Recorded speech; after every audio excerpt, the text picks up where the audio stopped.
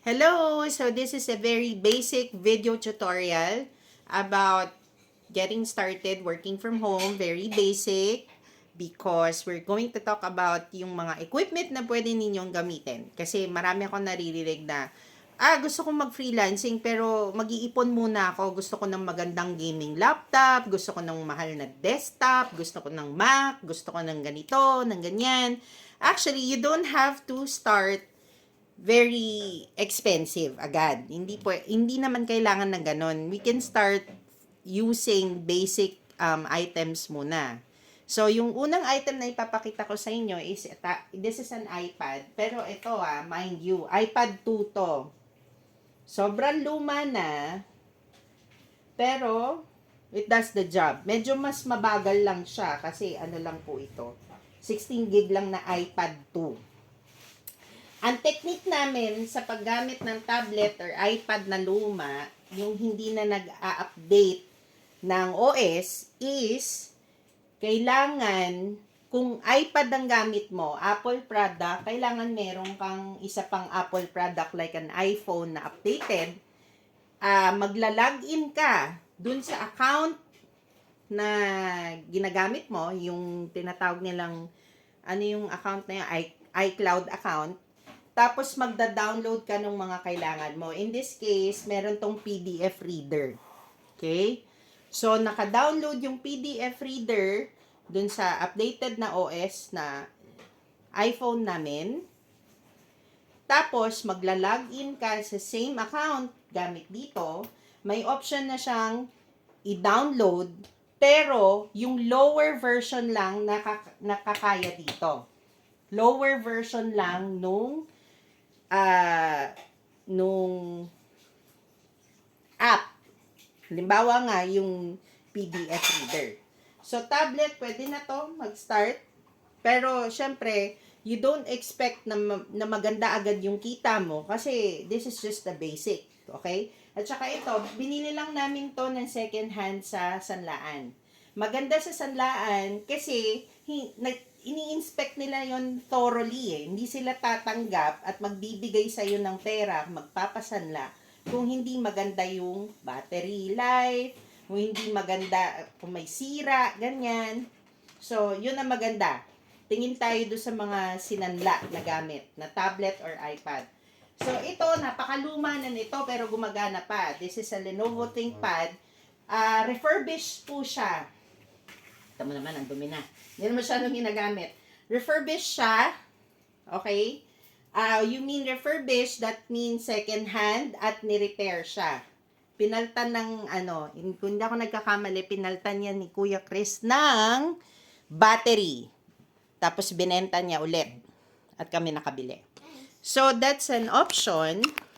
Dadalhin ko na ngayon ang ating video dito. So, ito ay IdeaPad Gaming. So, this is a gaming laptop. Pag sinabi mong gaming laptop, yan yung mga mabibigat yung mga graphics. Ibig sabihin po ng graphics, kung hindi tayo masyadong technical person, is yung masyadong colorful yung game. Tapos, mabilis. Ito yung, actually, basic pa lang po ito. Medyo may differential in battery. Kailangan palitan kasi mabilis na malobat. Pero it's still working. Okay?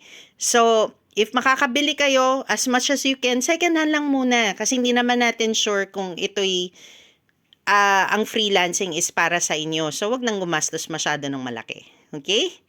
So, the other option is, ang walang kamatayang computer. So, eto nga pala, depende yun sa magiging lifestyle nyo. Kung kayo ay estudyante na palipat-lipat ng lugar, papasok sa school, mag-work while nasa school, mga ganyang setup, try na tayo ng laptop.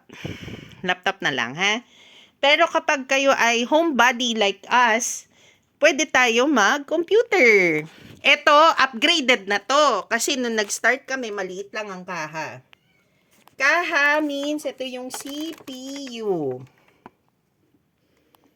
Ayan, medyo ayan yung likod ng CPU. So, ang CPU is yung utak ng computer. Okay? Dual screen muna tayo. Okay? Kung hindi kaya ng dalawang screen na dual screen, kung hindi kaya ng dual screen, when you say dual, dalawa. Pero kung hindi kaya, isang screen muna. Second hand po ito nabili. This is from nagsara na computer cafe sa Mabuhay, Binangonan. Ito yung isang surviving unit namin. Kahit Jurassic yan, gumagana pa rin. So, ang ginawa ko, dahil nagkaroon naman ako ng extra, actually ito sa ano ko pala to, pinamana sa akin to ng brother-in-law ko. Dual screen siya. Kasi ang dami ko talagang screen na nakabukas. May mga oras na nalulula na rin ako, nagre-restart lang ako. So, kailangan ko ng dalawang screen. Lalo na yung kapag nagko-compare ako ng picture dito tsaka dito. Kasi yung boss ko, pag hindi pareho yung itsura nung pinagagawa niya, patay tayo dyan. So, ayan. Itong isa, ito yung pinakabago kong setup. This is given by the employer. Kasi naka-agency ako dito. So, pinal-deliver nila to sa bahay. Kumpleto to. Merong magandang webcam, may headset. Ito po ang tinatawag na, anong tawag dito? Power supply. Power supply, no? Ito yung power supply po. Power supply is extra na lang yan. That will make sure na hindi mag-short circuit yung computer na bibili ninyo. Medyo mabigat to, tsaka medyo pricey. So, saka na natin yan intindihin. Yung mga upgrades na ganyan, saka na. Pero kapag laging nagba-brand out sa inyo at computer ang gamit ninyo, kailangan nyo nito. Para hindi siya basa-basa mamamatay yung PC, hindi mag-short circuit kasi meron siyang power supply that will stand hanggang sa bumalik yung kuryente or para ma-close or ma-shutdown mo siya ng maayos. Kasi pag hindi siya na-shutdown ng maayos, ang computer nasisira. Okay? Ito lang ang CPU niya. Ayan na yung mga bago ngayon. Ito yung akin. Malaki. Yan, maraming fans. Bakit maraming fans? Para cool lang siya. Kasi pag nasa harap po kayo ng computer, para kayo nagluluto. As in, mainit. So, I'll make sure na 10 minutes lang po yung video para hindi naman tayo boring mag-ano. So, dito na tayo sa dual screen. So, nung nag-umpisa po ko, isang computer lang gamit namin, isang screen lang, panggabi asawa ko, pang umaga kami. So, may oras na naputukan kami ng ano. Totoo yun, yung nasusunugan ka ng ano, CPU kasi medyo nag-short circuit. So, ito medyo konti pa lang tong nakabukas ngayon. Pero, let me tell you, syempre may YouTube tayo para hindi tayo pantulog. Ang maganda pag virtual assistant yung position mo, pwede ka magbukas ng YouTube habang nagtatrabaho. Pag medyo kabisado mo na yung trabaho. Okay? So, ayan. So, bali ito, extended ito. Magka-dikit sila ng sistema. So, pwedeng tumawid yan sa kanan. Kita nyo? Tumatawid sa kanan. So, ayun po yung mga options na pwede sa inyo. Hindi nyo kailangan ng mahal. Kasi pag nag-isip tayo ng mahal, hindi tayo makakapag-start. At saka baka naman may second hand. Merong lumang laptop na hindi gumagana. Pa-check ninyo. Baka pwede pang gamitin. Meron kayong kaibigan. Meron kayong ka-church. Wag na munang, as much as we can, wag muna tayo gumastos. Bakit? Kasi may mga pagkakataon na matagal before ka makakuha ng work. So, dahil malaki ang ginastos mo, mafufrustrate ka, hindi ka na magtutuloy. Whereas, kapag nag-start ka ng small, second hand lang ang gamit mo, tingnan mo to, refurbished to, pero gumagana to. Ano lang, nawawala lang yung saksakan po nito.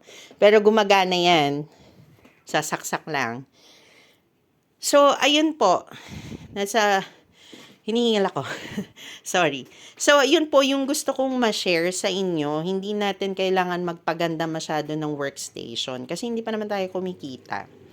And sana po nakatulong tong video, na-inspire kayo. If you have any questions, just let me know. And maraming salamat. God bless!